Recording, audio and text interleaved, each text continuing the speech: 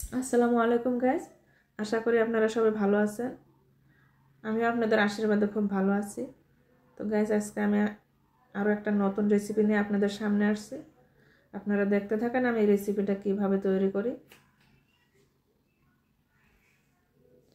তো গাইস, আপনারা আমার সাথে থাকেন। রেসিপিটার জন্য আমি প্রথমে 2 বাটি ময়দা নিয়ে নিলাম। একটু লবণ, সাদা তেল দিয়ে আমি ময়দাটা খুব ভালো করে মাখায় নেব। 2 মিনিটের মতো মাখাবো।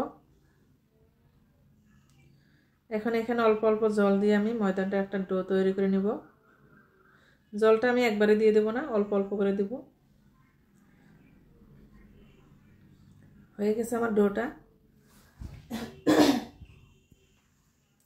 এখন এটা আমি আধা ঘন্টার জন্য ঢাকা দিয়ে রাখবো। তো গাইস, আমি রেসিপিটার জন্য একটা পোর তৈরি করে নেব। এখানে নিয়েছি 2টা ডিম, 2টা আলু গ্রেট করে নিয়েছি, পেঁয়াজ কুচি, টমেটো কুচি, কাঁচা লঙ্কা কুচি, ধনেপাতা কুচি, এগুলো সব একসাথে করে আমি একটা পোর তৈরি করে নেব। তো গাইস, আমি গ্যাসে একটা কড়াই বসাই দিছি। এখন এখানে দিয়ে দেব 1 বাটি তেল, অল্প জিরা দিয়ে একটু লাড়াচাড়া করে নিয়ে এখানে দিয়ে দেব পেঁয়াজ কুচি। পেঁয়াজ কুচিটা একটু ভাজা ভাজা করে নেব। এখন দিয়ে দিলাম গ্রেট করা আলু। আলুটা অল্প ভাজা ভাজা করে নেব।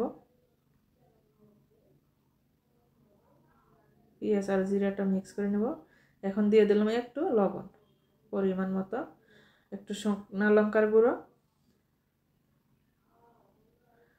আলুটা অল্প ফ্রাই করে নিয়ে আলুটা মাছ বরাবর অল্প সাইড করে নিলাম।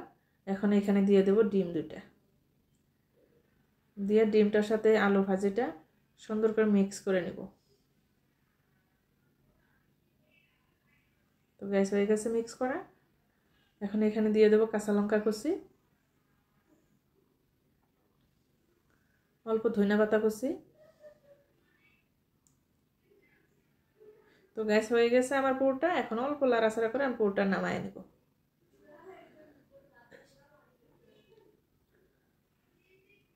হয়ে গেছে আমার পুরটা। এখন আমি এই ডোটা দিয়ে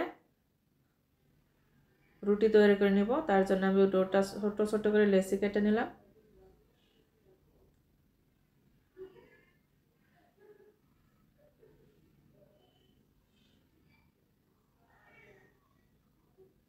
এই লেচিটা দিয়ে আমি একটা রুটি তৈরি করব, আর বাকি লেচিটা আমি ঢাকা দিয়ে রাখবো। এটা ঢাকা দিয়ে না রাখলে এটা অল্প শক্ত হয়ে যাওয়ার ভয় থাকে মানে শক্ত হয়েই যায়, তাই এটা ঢাকাটা অনিবার্য। এখন আমি এটা দিয়ে একটা রুটি তৈরি করে নেব। একটু বড় সাইজ, খুব বেশি বড় করব না, একটু বড় করব।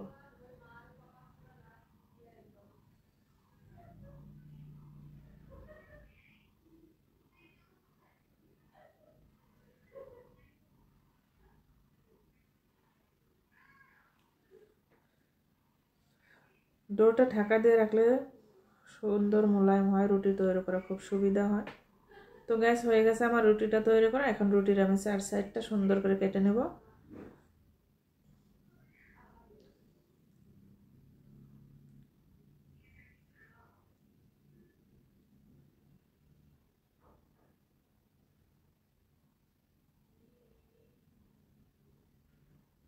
হয়ে গেছে আমার 4 সাইড কাটা। এখন আমি রুটিটা একটা ডিজাইন করব। এরকম করে একটা করে কানি নিয়ে এসে ঠিক মাঝ বরাবর লাগাই দেব। এরকম করে 4 সাইডটা আমি ভাঁজ করে নিলাম। এখন আমি এটা পাল্টায় দেব। এইখানে দিয়ে দেব এই যে পোরটা অল্প আগে তৈরি করে রাখছিলাম। তো গ্যাস আবারও এই 4 সাইডটা আমি এক জায়গায় লাগাই দেব। দেখেন গ্যাস, কম সময়ে কম খাটনিতে কি সুন্দর একটা নতুন ধরনের রেসিপি। এই ধরনের পিঠা ছোট বাচ্চারা খুব ভালোবাসে। গ্যাস, আমার 2টা বাচ্চা আছে ছোট ছোট, ওরা খুব ভালোবাসে এরকম রেসিপি।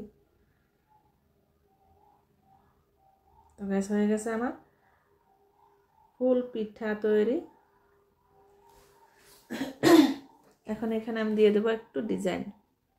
রেড কালারের কিছু একটা দিয়ে দিলাম। এখন এগুলা ভাজার জন্য আমি গ্যাসে ফ্রাই প্যান বসায় রাখছিলাম আগের থেকে। তো তেলটা গরম হয়ে গেছে, এখানে আমি 3টা পিঠা দিয়ে দিলাম। এগুলো লাহে লাহে ভাজে নেব। তো গ্যাস হয়ে গেছে এই 3টা ভাজা। এখন আমি আরও বাকি কটা ভেজে নেব। তো গাইস, আমার এই ফুল পিঠা রেসিপিটা যদি আপনাদের একটু ভালো লাগে থাকে, আমার চ্যানেলটাকে সাবস্ক্রাইব করবেন, লাইক কমেন্ট শেয়ার করবেন, আমার সাথে থাকবেন, সুস্থ থাকবেন। দেখেন গাইস কি সুন্দর ফুল পিঠা। আসসালামু আলাইকুম গাইস, বিদায় নিচ্ছি। দেখা হবে আগামী ভিডিওতে। খুদা হাফিজ।